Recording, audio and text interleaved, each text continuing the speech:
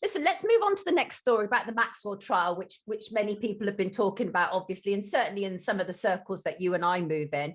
So it started this week, 6 counts, including sex trafficking and transporting a minor for criminal sexual activity. Maxwell faces 70 years in prison. She's pleaded not guilty to all charges.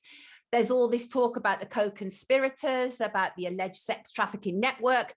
Victims have claimed it was a huge web. There were many people involved in the allegations of trafficking minors and young women. It was, according to allegations, a well-oiled machine.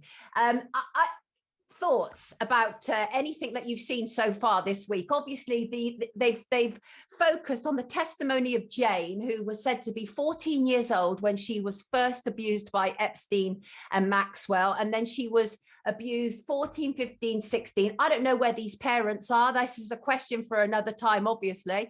But this young girl, Jane, it's a pseudonym, she was taken all over the world. She said that she went on on what we know as the Lolita Express with a number of famous names, including Bill Clinton and Prince Andrew. And she said Epstein took her to Mar-a-Lago to meet Trump. What do you think about all that? Yeah, it's panning out exactly as I thought it would be.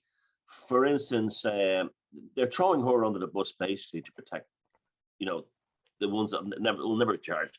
Nothing will happen. Nothing will happen to Prince Andrew or any of these people. No. I find it interesting that they're concentrating on little girls, this Lolita thing, when in reality they're ignoring the little boys part, which I think would be much more likely the case with these types, that they would be. If you remember a few years ago, there was an S&M party, I think it was in Westminster, and a 15-year-old boy was found dead. He was killed in an S&M party.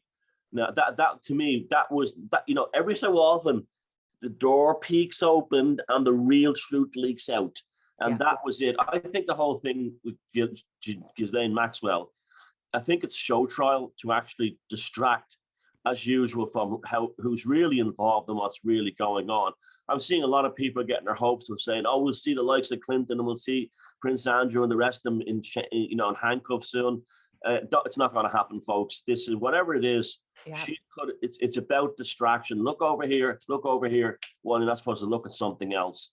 I reckon that what really went on probably involved boys and was probably much, much darker. We're talking Jimmy Savile, Ted Heath, at end of the scale. Yeah, absolutely. I've interviewed people, one woman in particular, who was very clear about what went on at the New Mexico ranch. And she said, without a shadow of a doubt, young girls were being impregnated. This is what she says. Young girls were being impregnated as part of rituals.